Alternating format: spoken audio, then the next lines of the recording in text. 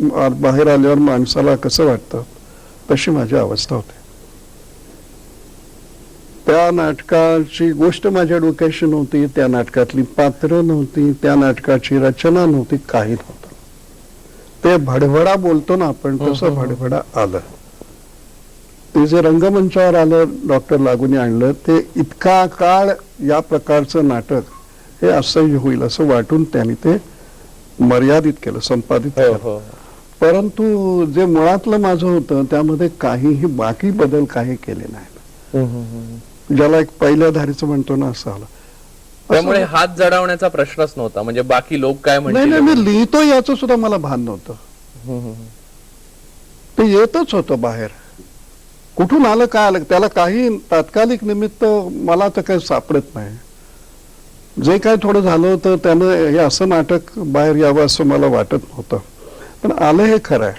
आणि तिथेही असंही माझ्या आता लक्षात येतं की ते माध्यम कुठेतरी खूप आतपर्यंत माझ्या पोचलेलं असावं. एरवी रचनेचा विचार न करता व्यक्तिरेखांचा विचार न, व्यक्तिरेखांची भाषा घे, त्यातल्या सगळ्या व्यक्तिरेखांची एक वेगवेगळी भाषा आहे. याचा अभ्यास नाही, हे कुठं मी मुद्दाम जाऊन ऐकलेलं ना काही नाही, हे असंच आलं.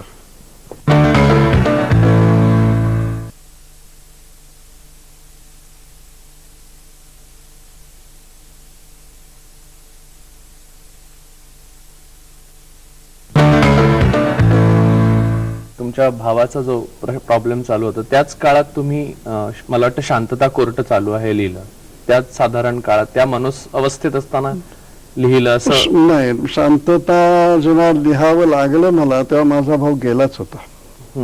तो नुकता गेला होता. पण मग मी इथे एक थोडं त्याच्यात एक विचारू, अशा प्रकारे एका पद्धतीने मानसिक अवस्थेत असताना एवढं पिळदार नाटक लिहून कसं झालं? आता मागे वळून पाहताना तुम्हाला काय वाटतं? म्हणजे प्रत्येक नाटकाचे एकतर काय इतिहास हा काही तोच नाही. शांतताचा आणखीच वेगळा आहे. शांतता हे फार आता तुला उपमा द्यायची तर अडलेल्या बाळंतणीसारखी माझी अवस्था होती. मुळातच मी लिहिण्याच्या अवस्थेत नाही, त्यामध्ये सक्ती झाली. कारण मी नाटक लिहिलं नाही तर संस्था बंद होते अशी अवस्था होती. ते माझ्यावर एक मोठं दडपणच आणलेलं होतं रंगांच्या आमच्या सगळ्या मित्रांनी. आणि काही सुचत नव्हतं, काही सुचत नव्हतं. तो एक फॉर्म जो आहे त्यातला मॉक ट्रायलचा तो माझ्या मनाशी आला. म्हणजे त्या काळामध्ये नवरात्राच्या उत्सवात, गणपती उत्सवात अभिरूप न्यायसभा, अभिरूप लोकसभा असं काहीतरी ते करायचे. त्यामध्ये सगळे नट नसायचे, काही अंशीच मंडळी असायची, उत्साहानं करायचे. असा एक ग्रुप मला पार्ल्याच्या स्टेशनवर मी उतरलो संध्याकाळी, नवरात्राचेच दिवस होते, आणि ते खाली काहीतरी उभे होते. त्यातल्या त्यांना तो हॉल पाहिजे होता, तो माझ्या वाटेवर होता. तर त्यामध्ये रमेश चौधरी म्हणून तेव्हा नाटकं करायचे, ते त्या कदाचित त्या ग्रुपचे दिग्दर्शकही असतील.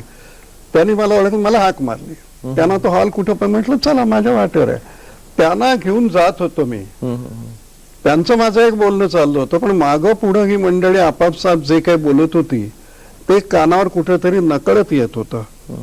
तो मी हॉल दाखवला. तो हॉलही असा होता की त्या काळात, आता तो हॉल तिथं राहिला नाही, पण तो सगळ्या बाजूच्या वातावरणापासून तुटलेला एक मोठं कंपाऊंड, त्यामध्ये एक जुनं बिल्डिंग, ते सगळ्या बाजूनी तुटलेलं आहे असं बिल्डिंग होतं. त्यामध्ये ते गेले. नंतर ते गेले आणि माझ्या नाटकात माझ्या मनाशी शांतताचं बीज आलं. काय होतं, बंधन अशी होती की आमच्याकडे सगळे नट नव्हते.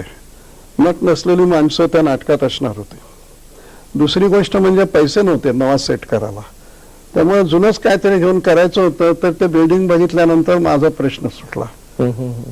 आता हा फॉर्म आणि हे बिल्डिंग मिळालं अगदी सहजपणानं. मी तिथून निघालो 2 मिनिटात सुलभा देशपांडे आज त्यात मध्यभागी असणारे ठरलं.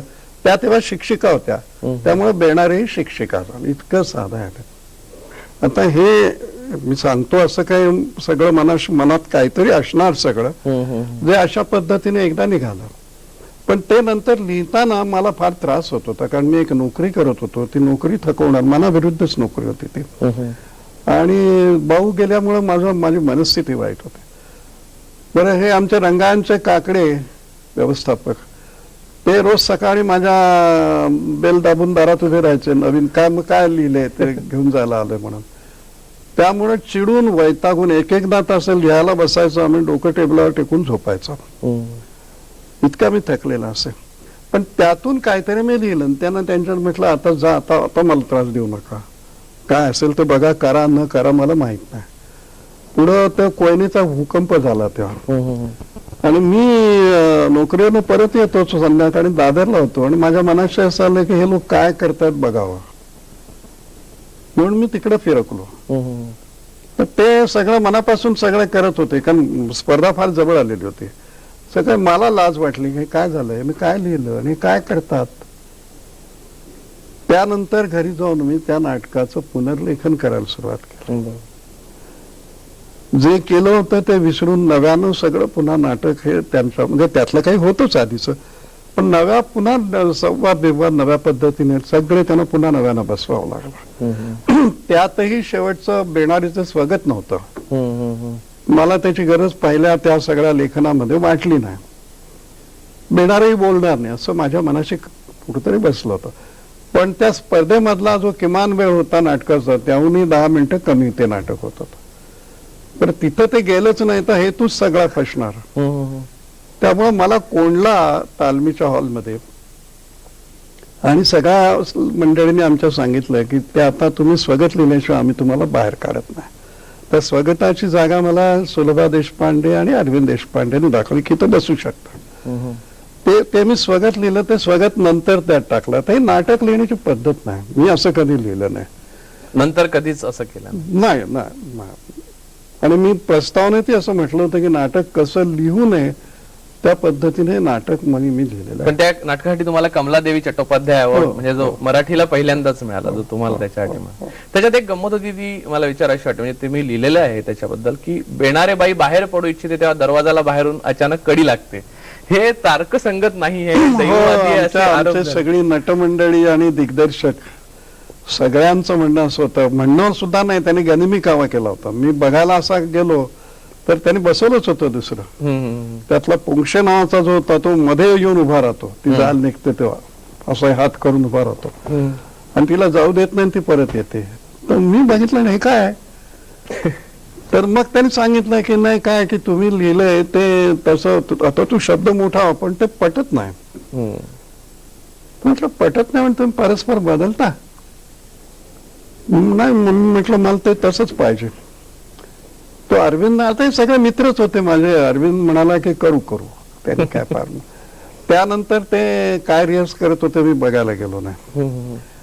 पुढे रंगीत तालमीच्या वेळेला मी त्याला नोकरीवर चाललो होतो, मी काय थांबणार नव्हतो. प्रयोग दुपारी होता, कोयनेचा तो भूकंप झाल्यामुळे नाटकं दुपारीच होऊ शकत होते.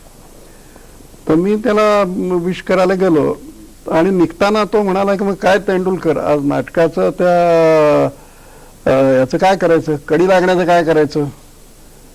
तर म्हटलं तू चावटपणा करू नकोस, माझी मान सापडली आहे खरी.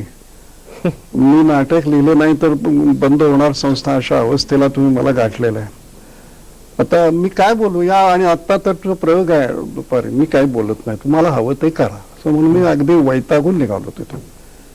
आणि संध्याकाळी साहित्य संघात आम्ही भेटणार होतो. तो प्रयोग करून तिथं पोहोचला आणि तो फारच एक्सायटेड होता. बरं, त्याच्या बोलण्यात हे कडी लागण्याचं प्रकरण कुठे आलं नाही. मला एकदम आठवलं की अरे त्याचं काय केलंय ना. मग म्हटलं तू काय केलंस. तो हसला. तो म्हटला तुम्ही लिहिले तसं केलं. म्हटलं काय म्हणलं कुणीच काय विचारलं नाही. आणि ते मग राहिलं नंतर. मग त्याचं पण असं होतं काही वेळा. माझं असं म्हणणं असतं की जो नेहमीचा तुम्ही एक तर्क लावत असता सगळ्या गोष्टींना, तसं आयुष्य नसतं. आयुष्यामध्ये तुम्हाला तर्कानं न पटणाऱ्या गोष्टी हर घडी घडत असतात. त्याचा एक तर्क असतो ना, प्रत्येक घटनेचं म्हणून एक काय लॉजिक असतं. तर हे लॉजिक तुम्ही ओळखलं पाहिजे आणि हे प्रेक्षकांना पटलं तर पटलं, नाही पटलं तर काय करायचं.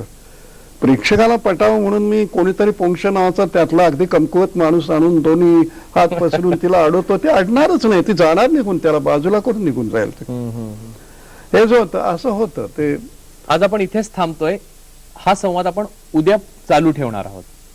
500व्या भागानिमित्त आपण विजय तेंडुलकरांशी जो संवाद साधला तो उद्या असाच चालू राहणार आहे. आज आपण इथेच थांबतोय. आपल्याला आमचा कार्यक्रम कसा वाटला यासंबंधी पत्र ईमेलद्वारे आम्हाला जरूर कळवा. आमच्याशी पत्रव्यवहार करण्याचा पत्ता आहे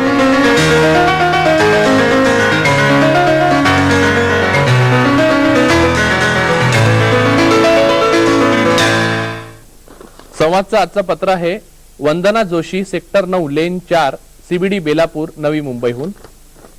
संवाद कार्यक्रम उत्तरोत्तर रंगतदार ज्ञानवर्धक होत आहे. 500व्या एपिसोडकडे जाताना राणी बंग, अभय बंग, श्रीकांत जिचकार, नीलू गवाणकर यांच्या मुलाखतींनी अक्षरशः 4 चांद लगाए. अशा उत्तुंग व्यक्तिमत्वांची आणि त्यांच्या कार्याची ओळख संवादमधून करून देऊन टीव्हीचा उपयोग कसा व्हायला हवा याचा आदर्श ETV आणि संवादची टीम देत आहे असे वाटते. आपण हे पत्र पाठवलं त्याबद्दल आम्ही आपले आभारी आहोत. संवादमध्ये 4 दिवस तेंडुलकरांसोबत या मालिकेअंतर्गत हा पहिला भाग आपण पाहिलात. उरलेले 3 भाग उद्या, परवा आणि 24 तारखेला आपण पाहू शकाल. आता मी आपल्याशी संवादचा सूत्रसंचालक आणि संवाद टीमचा एक अर्थाने प्रतिनिधी म्हणून काही बोलणार आहे.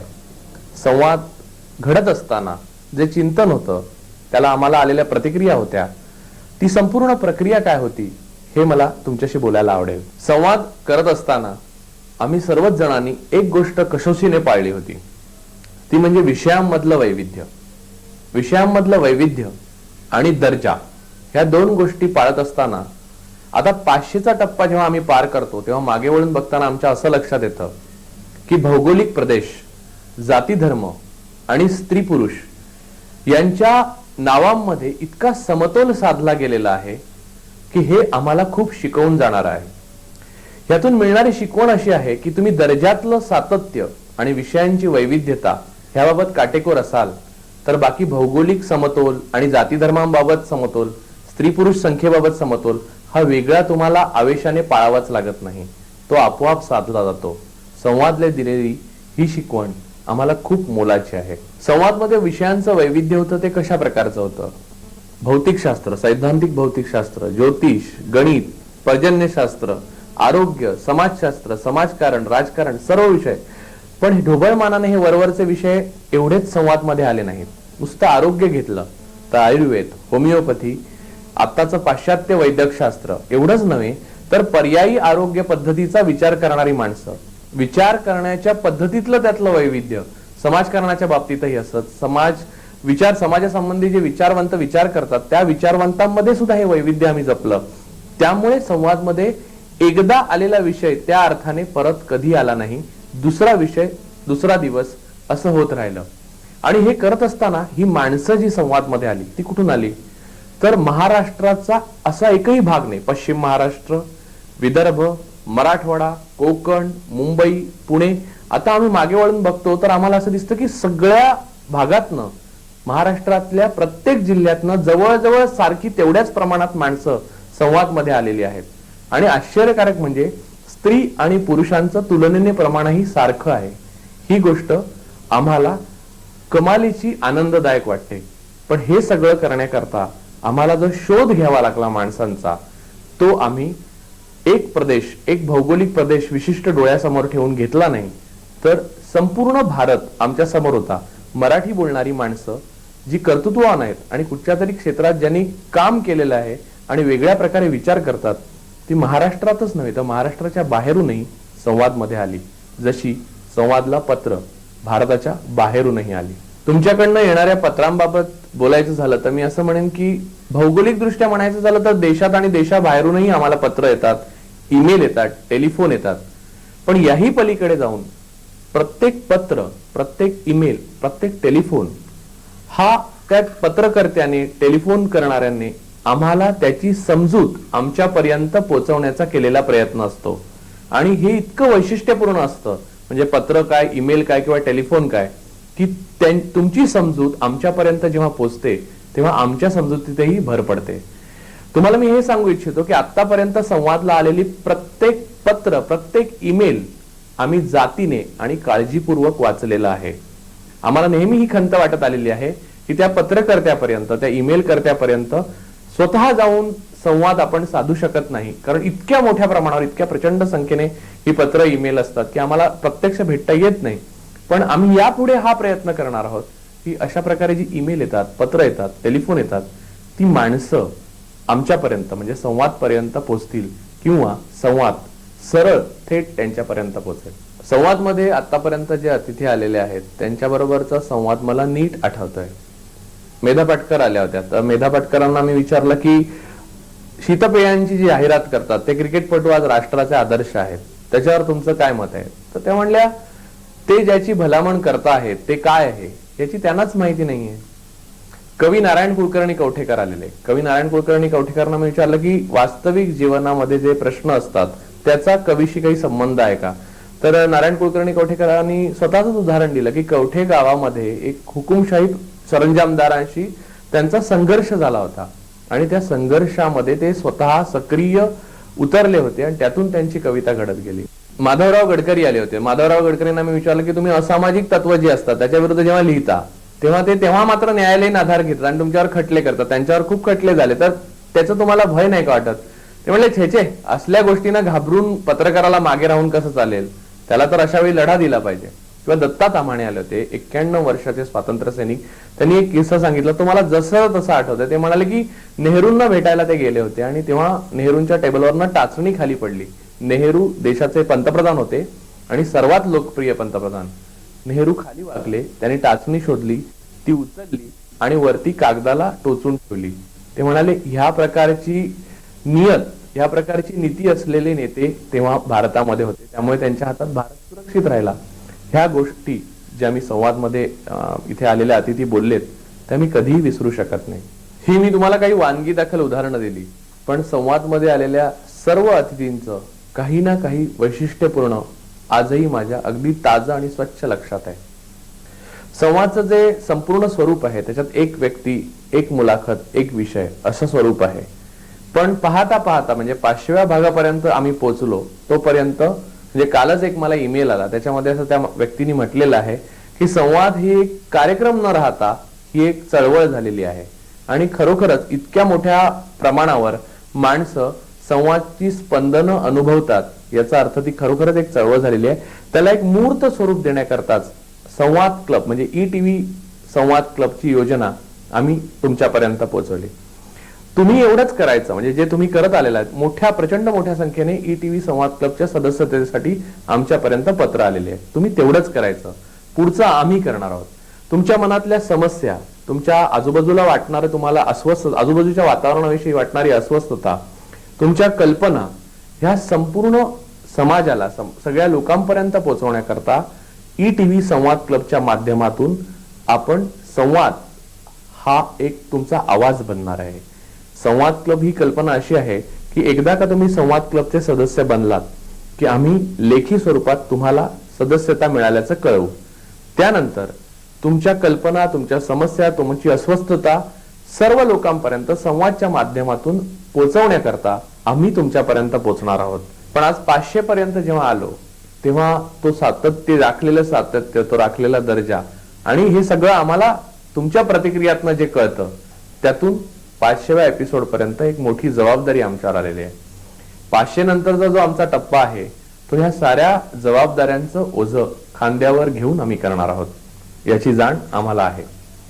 संवादने काय केलं यावर अनेक प्रकारे मी बोलू शकतो. आमच्याकडे येणारी पत्र बोलतात, ईमेल्स बोलतात.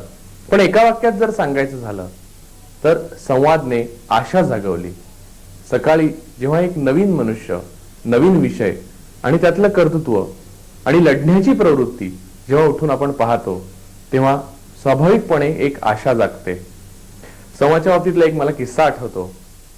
तो किस्सा इतका समर्पक आहे की संवादचं नाव, त्याचं असलेलं, आम्ही उभं असलेलं ते सेटचं रूप, ह्या सगळ्याला वाहून नेणारा तो किस्सा आहे. एक दिवशी आम्हाला एक फोन आला आणि फोन करणाऱ्या गृहस्थांनी सांगितलं की 1 महिन्यापूर्वीपर्यंत मी संवाद ऐकत होतो. मी संवादचा फॅन आहे, मला संवाद खूप आवडतो. पहिल्या कार्यक्रमापासून ते मी ऐकत आलेलो आहे 1 महिन्यापूर्वीपर्यंत. याने आम्हाला काही बोध झाला नाही. मग ते म्हणाले की 1 महिन्यापूर्वीपर्यंत मी जो ऐकत होतो कार्यक्रम तो 1 महिना मी पाहतो आहे आणि ऐकतो आहे.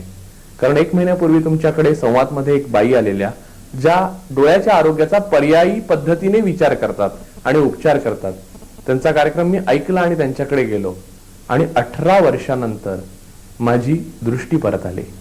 संवादने त्यांचा कान तयार केलाच होता, त्यांना दृष्टीही दिली. हे अविस्मरणीय आहे आणि पुरेसं समर्पकही आहे, नाही का?